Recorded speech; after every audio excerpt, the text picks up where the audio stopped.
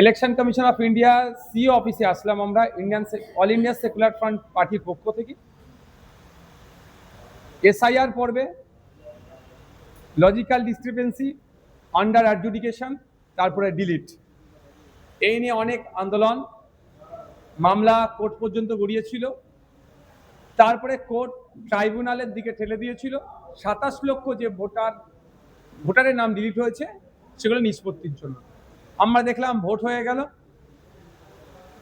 বেশ কিছুদিন হয়ে যাওয়ার পরেও এখনো পর্যন্ত কারো মুখে সে ইলেকশন কমিশন অফ ইন্ডিয়া বলুন বা নবগঠিত যে সরকার পশ্চিমবাংলায় আছে সেই সরকারের পক্ষ থেকেও বা প্রধান বিরোধী দল যারা আছেন তাদের পক্ষ থেকেও একটাও রা কাটলো না এসআইআর এর 27 লক্ষ ভোটারের কি হবে।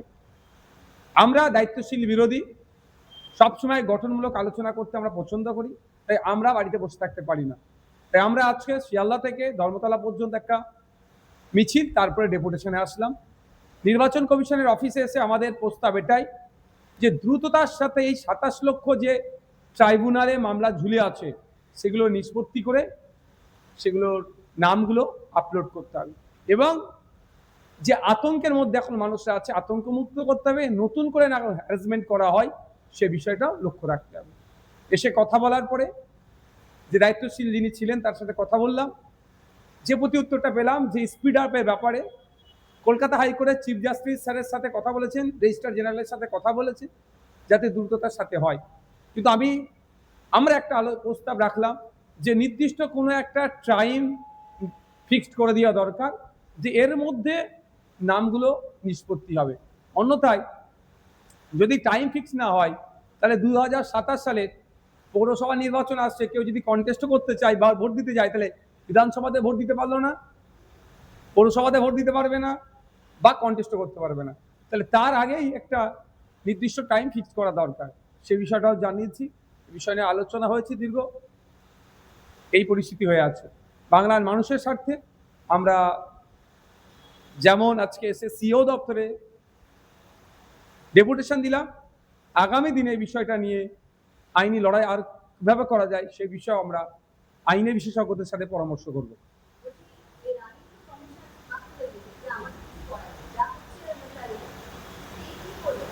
সেই প্রসঙ্গটাই বলছি যে একদম যে পাশ কাটিতে চলে যেতে পারে না।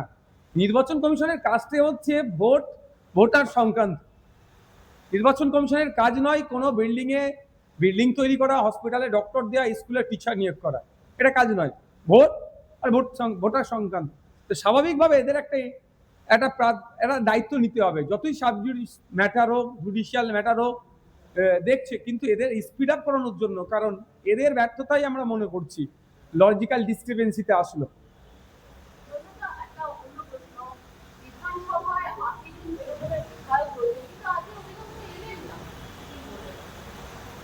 দেখুন, আপনারা যারা ভোট দিয়েছেন ভোটারদের হাতের আঙুল থেকে এখনো কালি মোছেনি। 15 দিন হয়নি একটা সরকারের পরিবর্তন হলো, এই দলটা ভেঙে পড়লো। কোন দল পুলিশ দিয়ে চললেই এই দুরবস্থা হয়।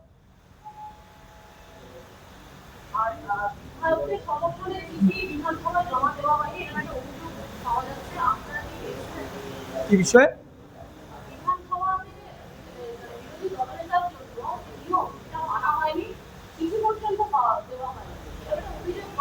দেখুন, আমরা বাম আইএসএফ এর দুজন বিধায়ক আমরা হয়েছি, মুর্শিদাবাদ থেকে আর ভাঙড় থেকে। আমাদের এই ধরনের কোনো ফাংশনের মধ্যে মনে আসে না।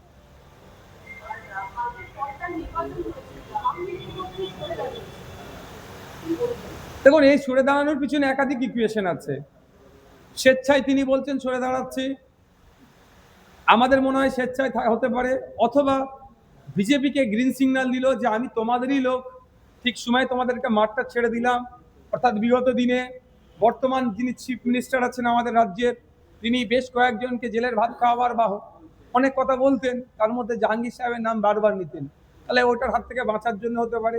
তৃতীয়ত, তৃণমূল কংগ্রেস এই যেভাবে বিপর্যয় হয়েছে, যেভাবে পরাজিত হয়েছে, নতুন করে ঘুরে দাঁড়ানোর চেষ্টা করলেও এই ফলতার ইলেকশনে আবার মুখ থুবড়ে পড়বে, তারা ভালো করে জানেন।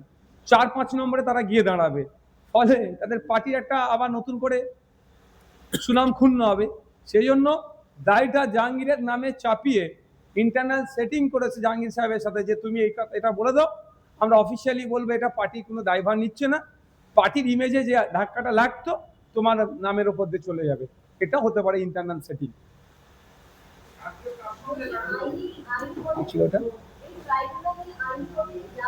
অবশ্যই ট্রাইব্যুনালে স্পিড আপ করানোর জন্য আইনে যারা বিশেষজ্ঞ আছে, আমার তো অলরেডি কলকাতা হাইকোর্ট এবং সুপ্রিম কোর্ট দু জায়গায় আমার মামলা করা আছে, আমাদের যারা আইনজীবী আছে তাদের সাথে কথা বলবো স্পিড আপ করানোর জন্য, অথবা একটা টাইম বেঁধে দেওয়ার জন্য যে এই টাইমের মধ্যে এই 27 লক্ষ ভোটারের কেসকে সমাপ্ত করতে হবে, নিষ্পত্তি করতে হবে। ওই জন্য এটা নিয়ে আমরা উচ্চতর আদালতে যাব। হ্যাঁ, আজকে অ্যাডিশনাল সিও স্যারের সাথে দেখা হলো।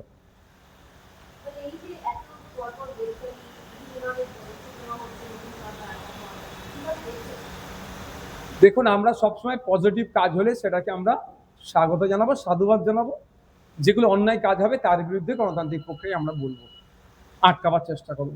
যারা অন্যায় করেছে, খুন করেছে, তোলাবাজি করেছে, তাদের বিরুদ্ধে পুলিশ স্ট্রিক্ট ব্যবস্থা নেবে, এটাকে অবশ্যই সাধুবাদ জানাবো। ভাঙড়ে এখনো শুরু হয়নি, ভাঙড়ের ক্ষেত্রে হবে আশা করব, মিনাখার ক্ষেত্রেও হবে। যেভাবে 2021 থেকে 2026-এর রেজাল্টের দিন পর্যন্ত আক্রান্ত হয়েছে আমরা, তাদের বিরুদ্ধে ব্যবস্থা নেবে, এটা আশা করব। আর যে অনৈতিক কাজ করেছে, তিল জলাতে তফসিয়ায় ইল্লিগাল কনস্ট্রাকশনের, তথাকথিত ইল্লিগাল কনস্ট্রাকশন ভাঙার জন্য ইল্লিগাল ওয়েতে গিয়েছিল, সেটাকেও আমরা বিকাশ রঞ্জন ভট্টাচার্য স্যারের সহযোগিতায় আইনের মাধ্যমে স্টে করিয়ে দিয়েছি। প্রথমেই বুল্ডোজার চলেছে, প্রথম বুল্ডোজারকে আমরা আটকেছি। অন্যায় কাজ যেটা হবে তার বিরোধিতা করব। হকার উচ্ছেদ যেভাবে অনৈতিকভাবে হচ্ছে তার চরম বিরোধিতা করছি। পুনর্বাসন ছাড়া কোনোভাবেই কোনো হকারদেরকে উচ্ছেদ করা যাবে না, যেটা আমাদের ডিমান্ড, না এটা সব মানুষেরই ডিমান্ড।